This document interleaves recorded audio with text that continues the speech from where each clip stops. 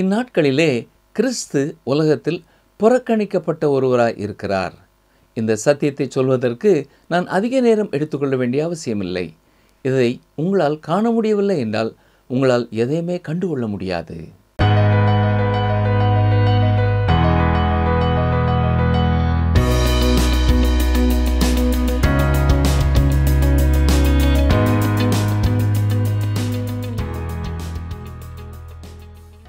கிறிஸ்துவுக்கு பிரியமான TWR வேத ஆராய்ச்சி நேயர்களை இயேசு கிறிஸ்துவின் இன்ப நாமத்தினாலே வாழ்த்துகிறோம்.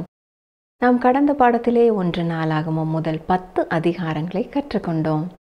அந்த பாடத்திலே நாம் இந்த உலகத்தின் பாதைகளிலே எங்கே சென்றாலும் மரணத்தை நோக்கியே போய்கொண்டிருக்கிறோம் என்றும், ஆண்டவராகிய இயேசு கிறிஸ்துவை தவிர இந்த உலகத்திலே பிறந்த எல்லாரிடத்திலும் பாவம் உண்டு என்றும், எந்த மனிதனுடைய நற்செயலும் அவனை தேவனுக்கு முன்பாக சிறந்தவனாக்காது என்றும், தேவன் இன்றைக்கும் பல நேரங்களிலே பலரை அவர்களுடைய பாவத்தின் நிமித்தமாக அவர் உலகத்திலிருந்து எடுத்து போடுகிறார் என்றும் கற்றுக்கொண்டோம்.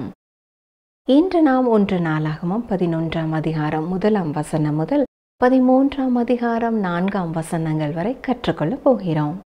இந்த பாடத்திலே தாவீதின் நகரம் என்பது எதை குறிக்கிறது? தாவீதின் பராக்கிரமசாலிகள் தங்கள் உயிரை பணயமாக வைத்து தாவீதிற்கு செய்தது என்ன? உடன்படிக்கை பெட்டியை தலைநகருக்கு கொண்டு வர தாவீது செய்தது என்ன? அது சரிதானா என்பதை ஆழமாக கற்றுக்கொள்வோமா? வேதாராய்ச்சி நிகழ்ச்சியை தொடர்ந்து கேட்கிற உங்கள் ஒவ்வொருவருக்காகவும் கர்த்தரை துதிக்கிறோம். இன்றும் கர்த்தர் நம்மோடு கூட தம்முடைய வசனத்தின் மூலமாக பேசுவாராக. ஜெபம் செய்வோம். எங்களை அதிகமாக நேசிக்கிற எங்கள் அன்பின் பரலோக பிதாவே, புதிய ஒரு நாளை எங்களுடைய வாழ்க்கையிலே கூட்டிக் கொடுத்திருக்கிற தயவுக்காக, இரக்கத்திற்காக நாங்களும் முழு மனதோடு உம்மை துதிக்கிறோம், உம்மை ஸ்தோத்திரிக்கிறோம். ஆண்டவரே, நேற்று தினத்திற்குள்ளே பிரவேசித்த எத்தனையோ பேர் இந்த நாளை காணவில்லை. ஆனால் நாங்கள் இந்த நாளிலே உம்முடைய வசனத்தை படிக்க காத்திருக்கும் கிருபையை எங்களுக்கு தந்ததற்காக உமக்கு நன்றி செலுத்துகிறோம். நாங்கள் நல்லவர்கள் என்பதனாலே அல்ல, எங்களுடைய வாழ்க்கையிலே இன்னும் நீர் சில திட்டங்களை வைத்திருக்கிறீர், அதற்காக உமக்கு ஸ்தோத்திரம் செலுத்துகிறோம். இன்றைக்கும் நாங்கள் கற்றுக்கொள்ளப் போகிற உம்முடைய வசனங்கள் மூலமாய் நாங்கள் அறிந்து கொள்ள வேண்டிய சத்தியங்களை சரியானபடி அறிந்து கொள்ள ஆவியானவரே எங்களுக்கு துணை செய்தரலும். எங்களுடைய சிந்தனைகள் சிதறாதபடி உடைய வசனங்களை கவனிக்க உதவி செய்யும். இயேசு கிறிஸ்துவின் நாமத்தினாலே வேண்டிக் கொள்கிறோம் பிதாவே, ஆமேன். 1 நாளாகமம் 11ஆம் அதிகாரம் முதல் 29ஆம் அதிகாரம் வரை தாவீதினுடைய வாழ்க்கை வரலாற்றை நாம் பார்க்கிறோம். 11, 12ஆம் அதிகாரங்களிலே தாவீதை குறித்தும் கர்த்தருடைய உடன்படிக்கை பெட்டியை குறித்தும் சொல்லப்பட்டிருக்கிறது. கவனியுங்கள். 1 நாளாகமம் 11ஆம் அதிகாரம் 1ஆம் வசனம். இஸ்ரவேலர் எல்லாரும் எப்ரோனில் இருக்கிற தாவீதினிடத்தில் கூடி வந்து, இதோ நாங்கள் உம்முடைய எலும்பும் உம்முடைய மாம்சமுமானவர்கள். இந்த குறிப்பிட்ட கால சரித்திரத்தை சாமுவேலின் புத்தகத்திலே நாம் படித்தது உங்களுக்கு நினைவிலே இருக்கலாம். 7 ஆண்டுகள் தாவீது யூதா, பென்யமீன் 2 கோத்திரத்தாருக்கு மட்டும் அரசனாக விளங்கினான் என்று பார்த்தோம். அப்பொழுது அவனுடைய தலைநகரம் எப்ரோன். இந்த காரியங்கள் எல்லாம் நாளாகம புத்தகத்திலே சொல்லப்படவில்லையே. ஏன்? தேவன் இஸ்ரவேல் ஜனங்களை பார்க்கும் பொழுது 12 கோத்திரத்தாரையும் ஒரே தேசமாகவே பார்க்கிறார். கர்த்தருடைய பார்வையிலே எப்பொழுது தாவீது சமஸ்த இஸ்ரவேலருக்கும் அரசனானானோ அப்பொழுதே அவன் அரசனானான். இப்பொழுது இஸ்ரவேலர் எல்லாரும் தாவீதினிடத்திலே வந்து, நாங்கள் உம்முடைய எலும்பும் உம்முடைய மாம்சமுமானவர்கள் என்று கூறினார்கள். 2ஆம் வசனத்தை பாருங்கள். சவுல் இன்னும் ராஜாவாய் இருக்கும்போதே, நீர் இஸ்ரவேலை நடத்தி கொண்டு வருவீர். என் ஜனமாகிய இஸ்ரவேலை நீர் மேய்த்து என் ஜனமாகிய இஸ்ரவேலின் மேல் தலைவனாயிருப்பீர் என்று உம்முடைய தேவனாய கர்த்தர் உமக்கு சொல்லியும் இருக்கிறார் என்றார்கள். இந்த காரியத்திலே ஜனங்கள் கர்த்தருடைய கருத்தை ஏற்றுக்கொள்கிறார்கள். ஜனங்கள் தாவீது தேவனுடைய தெரிந்தெடுப்பு என்பதை ஏற்றுக்கொள்ளும் பொழுதுதான் தாவீது ராஜ்யபாரத்தை ஏற்றுக்கொள்கிறான். அதாவது யூதா, பென்யமீன் கோத்திரத்தாரை மட்டும் ஆளத் துவங்கி 7 ஆண்டுகள் கழித்து தான் முழு பொறுப்பெடுக்கிறான். 1 நாளாகமம் 11ஆம் அதிகாரம் 3ஆம் வசனம். அப்படியே இஸ்ரவேலின் மூப்பர் எல்லாரும் எப்ரோனிலே ராஜாவினிடத்தில் வந்தார்கள். தாவீது எப்ரோனிலே கர்த்தருக்கு முன்பாக அவர்களோடு உடன்படிக்கை பண்ணி கொண்ட பின்பு கர்த்தர் சாமுவேலை கொண்டு சொன்ன வார்த்தையின்படியே அவர்கள் தாவீதை இஸ்ரவேலின் மேல் ராஜாவாக அபிஷேகம் பண்ணினார்கள். இப்பொழுது தாவீது 12 கோத்திரங்களுக்கும் மேலாக அரசனாக நியமிக்கப்பட்டிருக்கிறான். தேவனுடைய பார்வையிலே இப்பொழுதுதான் தாவீது தன்னுடைய ஆட்சியை ஆரம்பித்திருக்கிறான். 1 நாளாகமம் 11:4. பின்பு தாவீது இஸ்ரவேல் அனைத்தோடும் கூட எபூசாகிய எருசலேமுக்கு போனான். எபூசியர் அத்தேசத்தின் குடிகளாயிருந்தார்கள். தாவீது அந்த பகுதிகளை நன்றாக பார்த்து அறிந்திருக்க வேண்டும். யோசுவாவால் அனுப்பப்பட்ட வேவுக்காரர்கள் பார்த்ததை விட மிக துல்லிபமாக தாவீது இந்த இடங்களை அறிந்திருக்க வேண்டும். இஸ்ரவேலின் தலைநகராய் இருப்பதற்கு எருசலேமே தெரிந்தெடுக்கப்பட்டது. அங்கேதான் கர்த்தருடைய ஆலயம் கட்டப்பட வேண்டும். அதுதான் தாவீதின் தெரிந்தெடுப்பு. அதுவே தேவனின் தெரிந்தெடுப்புமாகும். வேத புத்தகத்திலே எருசலேமை குறித்த அநேக காரியங்கள் சொல்லப்பட்டிருக்கின்றன. அந்த எருசலேம் இப்பொழுது நாம் பார்க்கிற எருசலேமை போல அல்ல. இந்த நிகழ்ச்சியை கேட்டுக்கொண்டிருக்கிற நீங்கள் ஒருவேளை எருசலேமிற்கு சென்று திரும்பியிருக்கலாம், அல்லது எருசலேமின் புகைப்படத்தை பார்த்திருக்கலாம். சமீப காலங்களிலே அங்கே செய்யப்பட்ட அகழ்வாராய்ச்சியிலே எருசலேமின் சுவரானது இப்பொழுது இருக்கிறதற்கு எதிர் திசையிலே செல்லுகிறது என்று சொல்லப்பட்டிருக்கிறது. எனவே தாவீதின் நகரம் கீழே இருந்திருக்கிறது. தேவனுடைய ஆலயத்தை எப்பொழுதும் அவர்கள் ஏறெடுத்து பார்த்திருக்கிறார்கள். பின்னான காலங்களிலே சுவர் மீண்டுமாக கட்டப்பட்ட பொழுது அது சீயோன் மலையின் மேலேயே கட்டப்பட்டது. அங்கிருந்து தேவாலயம் கீழ் நோக்கி பார்க்கக்கூடியதாயிற்று. இன்றைக்கு அப்படித்தான் அங்கே இருக்கிறது. தேவாலயத்தை விட நகரத்தின் பகுதி உயரமான இடத்திலே இருக்கிறது. மோரியா மலையின் இடத்திலே தான் தேவனுடைய ஆலயம் இருக்கிறது. அது தொடர்ந்து செல்லும் ஒரு சிகரம் போல காணப்படுகிறது. அதன் மற்றொரு பகுதிதான் எருசலேமிற்கு வெளியே இருக்கிற கொல்கதாவாகும். 1 நாளாகமம் 11ஆம் அதிகாரம் 5ஆம் வசனம். அப்பொழுது எபூசின் குடிகள் தாவீதை நோக்கி, நீ இதற்குள் பிரவேசிப்பதில்லை என்றார்கள். ஆனாலும் தாவீது சீயோன் கோட்டையை பிடித்தான். அது தாவீதின் நகரமாயிற்று. இந்த எபூசின் குடிகளை விரட்டிவிட்டு தாவீது சீயோனை பிடித்து அங்கே தனது அரண்மனையை கட்டினான். சீயோன் மலை தாவீதுக்கு மிக அருமையான ஒன்று. பாருங்கள், 1 நாளாகமம் 11:6. எபூசீரை முறியடிக்கிறதில் எவன் முந்தினவனாயிருக்கிறானோ அவன் தலைவனும் சேனாபதியுமாயிருப்பான் என்று தாவீது சொல்லியிருந்தான். செரியாவின் குமாரனாகிய யோவாப் முந்தி ஏறி தலைவனானான். இங்கே நமக்கு ஒரு அருமையான பாடம் இருக்கிறது. யோவாப் எந்த லஞ்சம் கொடுத்தும் பொறுப்பிற்கு வரவில்லை.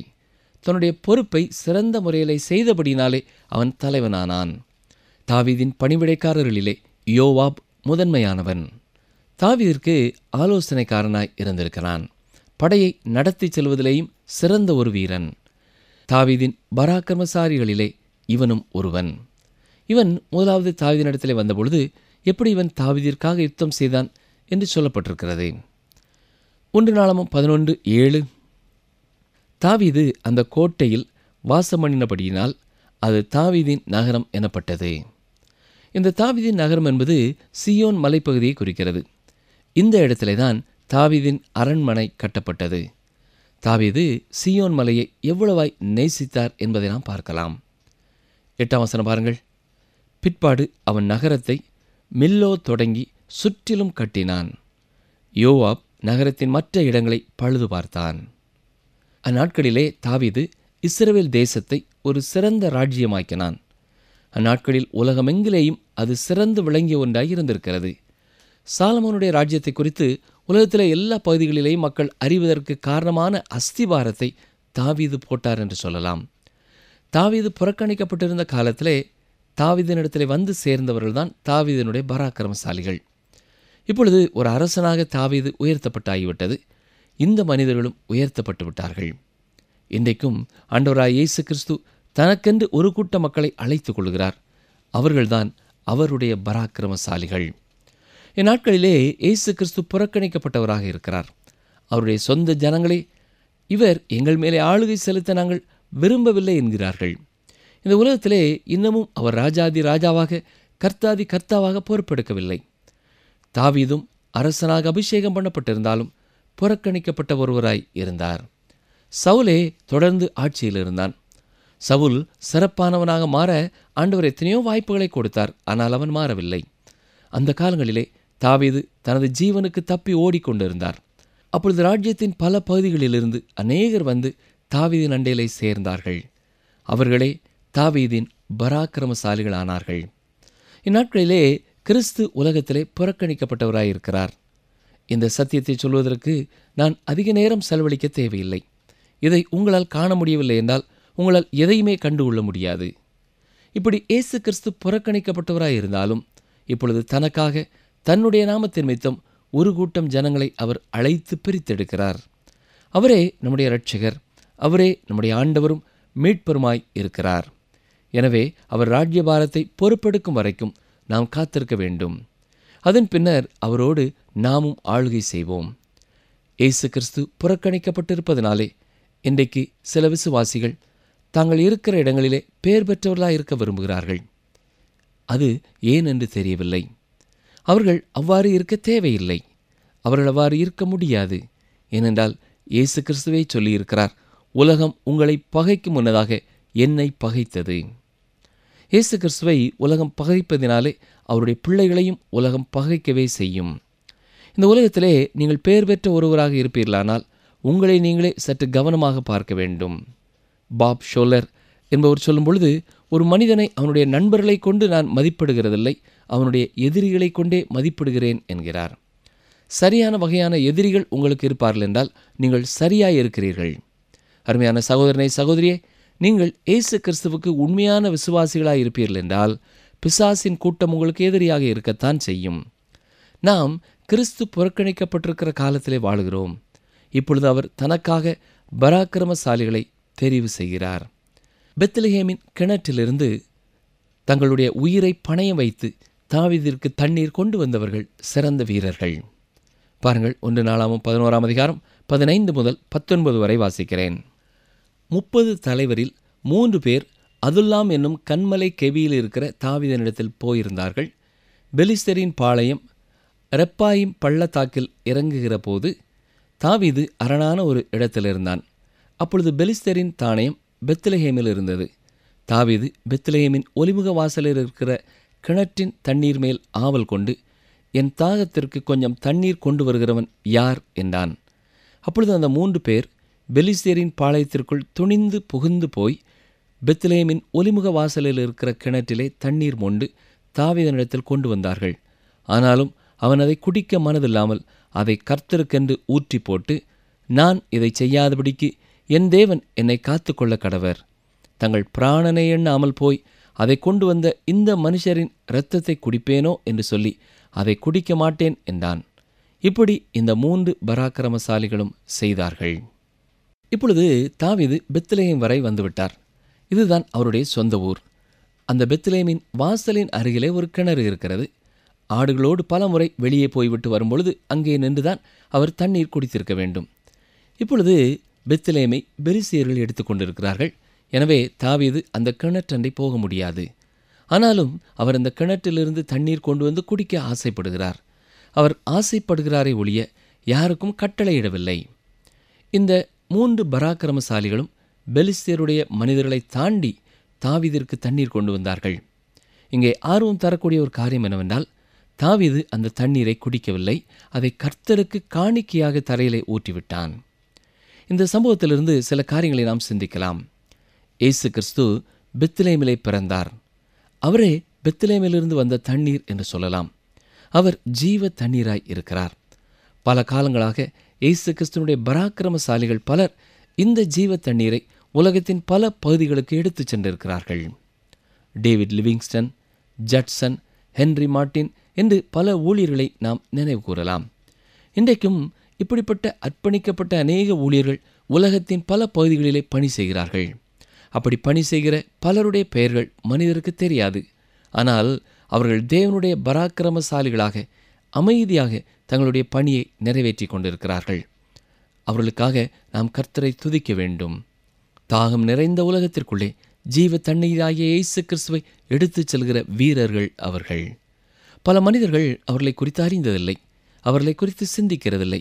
ஆனால் அவர்கள் ஒவ்வொருவரை குறித்தும் கர்த்தர் அறிந்திருக்கிறார். அருமையானவர்களே, நம்முடைய வாழ்க்கையிலே இதை குறித்து நாம் என்ன செய்திருக்கிறோம்? அவருடைய கட்டளைக்கு நாம் கீழ்ப்படிந்திருக்கிறோமா? தங்களுடைய உயிரை பணைய வைத்து அவர்கள் கொண்டு வந்த தண்ணீரை தாவீது என்ன செய்தார் தெரியுமா? தாவீது சுயநலமற்றவர். எனவேதான் அந்த பராக்கிரமசாலிகள் தாவீதை அவ்வளவு நேசித்தார்கள். இன்றைக்கும் சுயநலம் இல்லாத தலைவர்களை சுற்றியிருக்கிற அனைவரும் நேசிப்பார்கள். ஆனால் சுயநலமுள்ள தலைவர்களிடத்திலே நேராக புகழ்ந்து பேசுவார்கள். ஆனால் பின்னாலே போய் அவருடைய சுயநலங்களை குறித்தே பேசுவார்கள். தாவீது அவர்களுக்காக பாடுபட ஆயத்தமாயிருந்தபடினாலே அவர்களும் தாவீதுக்காக உயிரையும் கொடுக்க ஆயத்தமாயிருந்தார்கள். தன்னுடைய மனிதர்கள் யாரும் தண்ணீர் அருந்தாதபடினாலே தாவீதும் அந்த தண்ணீரை குடிக்கவில்லை. அவர்களோடு கூட தன்னை அடையாளப்படுத்திக் கொள்ள விரும்பினார். சங்கீதம் 22 இயேசு கிறிஸ்துவின் சிலுவையோடு மிக நெருங்கிய தொடர்புடையது. அதிலே 14ஆம் வசனத்தை பாருங்கள். தண்ணீரைப் போல ஊற்றுண்டேன் என சொல்லப்பட்டுள்ளது. தரையிலே ஊற்றப்பட்ட தண்ணீரைப் போல இயேசு கிறிஸ்து நமக்காக தமது ஜீவனை ஊற்றிவிட்டார். நம்மிலே ஒருவராக அவர் உலகத்திலே வந்தார். ஏசாயா 9ஆம் அதிகாரம் 6ஆம் வசனத்திலே நமக்கு ஒரு பாலகன் பிறந்தார், நமக்கு ஒரு குமாரன் கொடுக்கப்பட்டார் என வாசிக்கிறோம். நாம் அவருடைய பரலோகத்தை அனுபவிக்கும்படியாக நம்முடைய நரகத்தை அவர் எடுத்துக்கொண்டார். அருமையானவர்களே, அவர் நமக்கு வெகுமதியை கொடுக்க வேண்டுமென்றால் அவருக்காக நாம் தியாகங்கள் செய்கிறவர்களாய் இருக்க வேண்டும். இந்த அதிகாரத்திலே நாம் கற்றுக்கொள்ள வேண்டிய மற்றொரு முக்கியமான காரியம் உண்டு. 1 நாளாகமம் 11ஆம் அதிகாரம் 22ஆம் வசனத்தை பாருங்கள். பராக்கிரமசாலியாகிய யோய்தாவின் குமாரனும் கப்சேயேல் ஓரானுமாகிய பெனாயாவும் செய்கைகளில் வல்லவனாயிருந்தான். அவன் மோவாப் தேசத்தின் 2 வலிமையான சிங்கங்களை கொண்டதுமல்லாமல் உறைந்த மழை பெய்த நாளில் அவன் ஒரு கெபிக்குள்ளே இறங்கி போய் ஒரு சிங்கத்தை கொண்டான். இது எத்தனை அருமையான ஒரு காட்சி இல்லையா?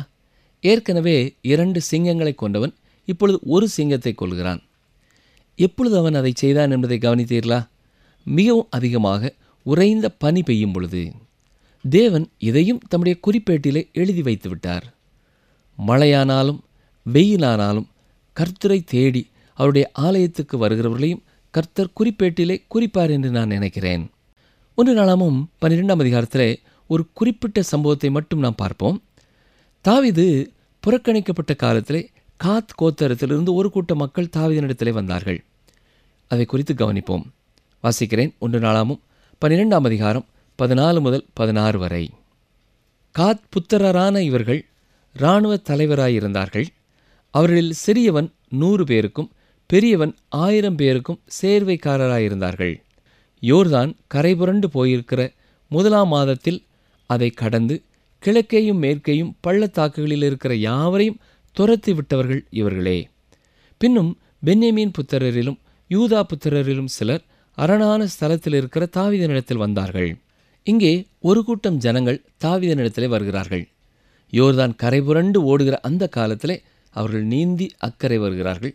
அப்படி வரும் அவர்கள் நண்பர்களா பகைவர்களா என்பது தாவீதிற்கு தெரியாது. எனவேதான், என்னை என் சத்துருக்களுக்கு காட்டி கொடுக்க வந்தீர்களானால் நம்முடைய பிதாக்களின் தேவன் அதை பார்த்து கண்டிப்பாராக என்றான். தாவீதுக்காக வாழும்படியாய் தங்களை அர்ப்பணித்து வந்தார்கள். கர்த்தருக்காக பணி செய்ய விரும்பும் அநேக கிறிஸ்தவர்கள் எப்பொழுதுமே சுறுசுறுப்பாக எதையாவது செய்து கொண்டிருக்கலாம் என்று எண்ணுகிறார்கள். ஆனால் பிரியமான சகோதரனை சகோதரியே, கேள்வி என்ன தெரியுமா? நீங்கள் கர்த்தருக்காக வாழ்கிறீர்களா? கர்த்தருக்காக வாழ விரும்புகிறீர்களா? அவர்கள் சொன்னதென்ன? நாங்கள் உம்முடையவர்கள், உம்முடைய பட்சமாக இருப்போம், உமக்கு உதவி செய்வோம் என்று தெளிவாக சொன்னார்கள். நிகழ்ச்சியை கேட்டுக்கொண்டிருக்கிற அருமையான சகோதரனை சகோதரியே, இயேசு கிறிஸ்து தன்னுடைய மரணத்தினாலும் உயிர்த்தெழுதலினாலும் நாம் யோர்தானை கடக்க நமக்கு உதவி செய்திருக்கிறார். அது மட்டுமல்ல, ஆவிக்குரிய சகல ஆசீர்வாதங்களினாலும் நம்மை ஆசீர்வதித்திருக்கிறார். இருந்தாலும் இந்த உலகத்திலே கிறிஸ்தவ வாழ்க்கை வாழும்படியாக நாம் இருக்கிறோம். இயேசு கிறிஸ்து தம்முடைய சீஷர்களுக்காக ஜெபிக்கும் பொழுது கூட, பிதாவே, நான் அவர்களை இந்த பூமியிலிருந்து எடுத்துக்கொள்ளும்படி வேண்டிக் கொள்ளாமல் அவர்களை தீமையை நின்று காக்கும்படி வேண்டிக் கொள்கிறேன் என்றுதான் யோவான் 17:15 ஜெபித்திருக்கிறார். நாம் இந்த உலகத்திலே இப்பொழுது கிறிஸ்துவுக்காக வாழ்கிறவர்களாய் இருக்கத்தான் அவருடைய பிள்ளைகளாய் அழைக்கப்பட்டிருக்கிறோம். கிறிஸ்துவுக்காக வாழ இந்த உலகத்திலே மட்டும்தான் நமக்கு ஒரு வாய்ப்பு கொடுக்கப்படுகிறது. அவ்வாறு வாழ்வதற்கு நீங்கள் உங்களை பூரணமாக அவருக்கு ஒப்பு கொடுக்க வேண்டும். இன்றைக்கு பல கிறிஸ்தவர்கள் உலகத்தோடு ஒத்து போகிறவர்களாய் காணப்படுவதை நீங்கள் பார்க்கலாம். ஆனால் பிரியமானவர்களே, கிறிஸ்தவ வாழ்க்கை என்பது இந்த உலகத்திலே எதிர் நீச்சல் போடுவதற்கு சமமாகும். கிறிஸ்துவுக்காக வாழ்வதற்காக நீங்கள் செலவழிக்க வேண்டிய பலன் உண்டு. தாவீதை விட பெரியவரான தேவாதி தேவனிடத்திலே நாம் செல்லும் பொழுது, அவருக்கு நம்மை அர்ப்பணிக்கும் பொழுது, அவருக்காக வாழ அவரே நமக்கு பலன் தருகிறார். அவருடைய பணியிலே இருப்பது எத்தனை மகிழ்ச்சிக்குரிய ஒரு காரியம் தெரியுமா? இப்பொழுது நாம் 1 நாளாகமம் 13ஆம் அதிகாரத்திற்குள்ளே கடந்து செல்வோம். இந்த பகுதியிலே தாவீது உடன்படிக்கை பெட்டியை எருசலேமிற்கு கொண்டு வர எடுத்த நடவடிக்கைகளை குறித்து பார்க்கிறோம். இதிலே குறிப்பாக கர்த்தருடைய கண்ணோட்டத்தை பார்க்க போகிறோம். நியாயாதிபதிகளின் காலத்திலே கர்த்தருடைய பெட்டி பெலிஸ்தியர்களால் யுத்தத்திலே பிடிக்கப்பட்டு விட்டது. அது பெலிஸ்தியர்களுக்கு அநேக பாடுகளையும் துன்பங்களையும் கொடுத்தபடியினாலே புதிய ஒரு வண்டியிலே வைத்து இஸ்ரவேலுக்கு அதை திரும்ப அனுப்பினார்கள். இதை 1 சாமுவேல் 6ஆம் அதிகாரத்திலே பார்த்தோம். அந்த காலம் முதல் இந்த குறிப்பிட்ட காலம் வரை கீரியாத் யாரீமில் உள்ள அபினதாவின் வீட்டிற்குள்ளே அது இருந்தது. இப்பொழுது தாவீது அதை தலைநகருக்கு கொண்டு வர முயற்சி எடுக்கிறார். ஆவிக்குரிய காரியங்களிலே தாவீது முக்கியத்துவம் கொடுப்பது தேவனுக்கு பிரியமானதாய் இருந்தது. அதை தேவன் குறித்து கொண்டார். என்றாலும் தாவீது தவறான விதமாய் துவங்குகிறார். பாருங்கள், 1 நாளாகமம் 13:1. தாவீது 1000 பேருக்கு தலைவரோடும் 100 பேருக்கு தலைவரோடும் சகல அதிபதிகளோடும் ஆலோசனை பண்ணி. இப்பொழுது தாவீது இஸ்ரவேலின் ராஜாவாயிருக்கிறார். அரியணைக்கு வந்தவுடன் அநேக திட்டங்களையும் பெரிய தரிசனங்களையும் பெற்றவராய் செயல்படுகிறார். எனவே எருசலேமிற்கு உடன்படிக்கை பெட்டியை கொண்டு வர தீர்மானித்தார். இப்பொழுது அவர் அங்கே இருந்த எல்லா தலைவர்களோடும் ஆலோசனை செய்கிறார். அவர்களோடு ஆலோசனை செய்தது தவறு என்று எண்ணுகிறேன். தேவனே தாவீதை வழிநடத்துகிறார், பாதை காட்டுகிறார். இந்த நேரத்திலே மனிதர்களுடைய ஆலோசனை அவருக்கு தேவையில்லை. இதை குறித்து தேவனுடைய விருப்பம் என்ன, தேவனுடைய திட்டம் என்ன, தேவன் தான் எப்படி செயல்பட விரும்புகிறார் என்பதை அறிய வாஞ்சித்திருக்க வேண்டும். இன்றைக்கும் அநேக திருச்சபைகளிலே இந்த பிரச்சனை இருக்கிறது. ஏனென்றால் கர்த்தருடைய ஊழியர்கள் கர்த்தருடைய பாதத்திலே உட்கார்ந்து ஆலோசனை பெற்று தைரியமாக கர்த்தருடைய காரியங்களை செயல்படுத்துவதற்கு பதிலாக ஆவிக்குரிய காரியங்களிலேயும் பலரிடத்திலே ஆலோசனை கேட்கிறவர்களாய் இருக்கிறார்கள். திருச்சபைகளிலே உள்ள பலரும் அப்படிப்பட்ட காரியங்களிலே தலையிட விரும்புகிறார்கள். ஆனால் பல ஆளுகை குழுக்களிலே இன்றைக்கு ஆவிக்குரிய காரியங்களிலே தீர்மானம் எடுக்கக்கூடிய தகுதியில்லாதவர்கள் அப்படிப்பட்ட நிலைமையிலே இருக்கிறார்கள். அநேக நேரங்களிலே அப்படிப்பட்டவர்கள் இருக்கிற தவறான தீர்மானங்களினால் கர்த்தருக்காக சிறப்பாக செய்யப்படக்கூடிய பெரிய காரியங்கள் தடைபடுகிறது. எனவே தாவீது செய்த இந்த காரியம் தவறு என்று சொல்லலாம். 1 நாளாகமம் 13 2-3 வசனங்கள். இஸ்ரவேல் சபையை எல்லாம் நோக்கி, உங்களுக்கு சம்மதியும் நம்முடைய தேவனாய கர்த்தருக்கு சித்தமுமாயிருந்தால் இஸ்ரவேலின் தேசங்களிலெல்லாம் இருக்கிற நம்முடைய மற்ற சகோதரரும் அவர்களோடே தங்கள் வெளிநிலங்களில் இருக்கிற ஆசாரியரும் லேவியரும் நம்மோடே கூடும்படிக்கு நாம் சீக்கிரமாய் அவர்களிடத்துக்கு ஆள் அனுப்பி நமது தேவனுடைய பெட்டியை திரும்ப நம்மிடத்துக்கு கொண்டு வருவோமாக. சவுலின் நாட்களில் அதை தேடாதே போனோம் என்றான். கவனித்தீர்களா? சவுலின் காலத்திலே ஆவிக்குரிய காரியங்கள் ஒதுக்கி வைக்கப்பட்ட காரியமாயிருந்திருக்கிறது. எனவே சிதறி இருக்கிற எல்லா இடங்களிலிருந்தும் ஆசாரியரையும் லேவியரையும் ஒன்று கூட்ட வேண்டுமென்று ஆள் அனுப்பினார்கள். நிகழ்ச்சியை கேட்டுக்கொண்டிருக்கிற எனக்கு அருமையான சகோதரனே, அருமையான சகோதரியே, இந்த தலைவர்களோடு ஆலோசனை பண்ணும் முன்பதாக ஆசாரியர்களையும் லேவியர்களையும் முதலாவது அழைத்து ஆலோசனை பணியை தாவீது துவங்கியிருப்பார் என்றால் உடன்படிக்கை பெட்டியை எப்படி கொண்டு வர வேண்டும் என்பதை அவர்கள் கூறியிருப்பார்கள். இன்றைக்கும் கர்த்தருடைய ஊழியத்திலே இருக்கிறவர்கள் ஆவிக்குரிய காரியங்களுக்கு ஆவிக்குரிய நபர்களிடத்திலே ஆலோசனை கேட்க வேண்டும் என்பதை மறந்து போகக்கூடாது. கர்த்தருக்கு காத்திருக்க வேண்டும். கர்த்தருடைய ஆலோசனையோடு கூட மற்ற கர்த்தருடைய பிள்ளைகளுடைய ஆலோசனையையும் அவர்கள் கேட்கலாம். ஆனால் தவறான இடத்திலே ஆலோசனை கேட்கும் பொழுது அனைத்தும் தவறாய் போய் முடிந்துவிடும். வசனம் 4 பாருங்கள். இந்த காரியம் சகல ஜனத்தின் பார்வைக்கும் செம்மையாயிருந்தபடியால் சபையார் எல்லாரும் அப்படியே செய்வோம் என்றார்கள். கர்த்தருடைய உடன்படிக்கை பெட்டி எருசலேமிலே தேவை என்பதை உணர்ந்தார்கள். தொடர்ந்து என்ன நிகழ்கிறது என்பதை நாம் அடுத்த நிகழ்ச்சியிலே சிந்திப்போம். 11ஆம் அதிகாரத்தில் நாம் பார்க்கும் பொழுது சமஸ்த இஸ்ரவேலருக்கும் தாவீது ராஜாவான போதுதான் தேவன் அதை கணக்கிலே எடுத்தார். மட்டுமல்ல, தாவீதின் பராக்கிரமசாலிகளை குறித்து பார்க்கும் பொழுது ஒவ்வொருவரும் தங்களுடைய உயிரை பணயம் வைத்து அர்ப்பணிப்போடு செய்த காரியங்கள் எல்லாவற்றையும் தேவன் குறிப்பிலே வைத்திருந்தார். இன்றைக்கும் நீங்கள் இருக்கிற இடம் மற்றவர்களுக்கு தெரியாத ஒரு சாதாரணமான இடத்திலே இருக்கலாம். ஆனால் கர்த்தருக்கு முன்பாக நீங்கள் எப்படி வைராக்கியமான காரியங்களை செய்கிறீர்கள் என்பதெல்லாவற்றையும் அவர் குறிப்பிலே வைத்திருக்கிறார். சிலர் மனிதர்கள் பார்ப்பதற்காக கர்த்தருக்காக சேவை செய்வார்கள். இன்னும் சிலர் கர்த்தர் மேலுள்ள அன்பினாலே கர்த்தருக்காக சேவை செய்வார்கள். கர்த்தர் மேலுள்ள அன்பினாலே சேவை செய்கிறவருடைய சேவையை கர்த்தர் குறிப்பேட்டிலே எழுதி வைக்கிறார். அவர்கள் ஒவ்வொருவருக்கும் ஏற்ற நேரத்திலே அவரே பதிலளிக்கிறவராய் இருக்கிறார். இன்றும் கர்த்தருக்கு நம்முடைய அர்ப்பணிப்பு எவ்வளவு அர்த்தமுள்ளதாகவும் எவ்வளவு ஆழமானதாகவும் இருக்கிறது என்பதை நாம் அதிகமாக கருத்திலே கொள்ள வேண்டும்.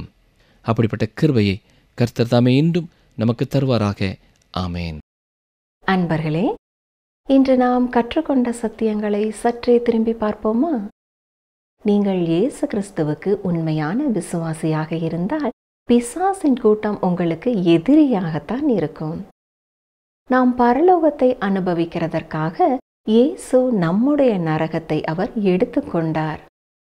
இயேசு கிறிஸ்து தமது மரணத்தினாலும் உயிர்த்தெழுதலினாலும் நாம் யோர்தானை கடக்க உதவி செய்திருக்கிறார். கிறிஸ்தவ வாழ்க்கை என்பது இந்த உலகத்திலே எதிர்நீச்சல் போடுவதற்கு சமமாகும். மீண்டும் அடுத்த நிகழ்ச்சியிலே சந்திப்போம். கர்த்தர் உங்களை ஆசீர்வதிப்பாராக. உனக்கு சந்தோஷமும் மகிழ்ச்சியும் உண்டாகும். லூக்கா 1:14.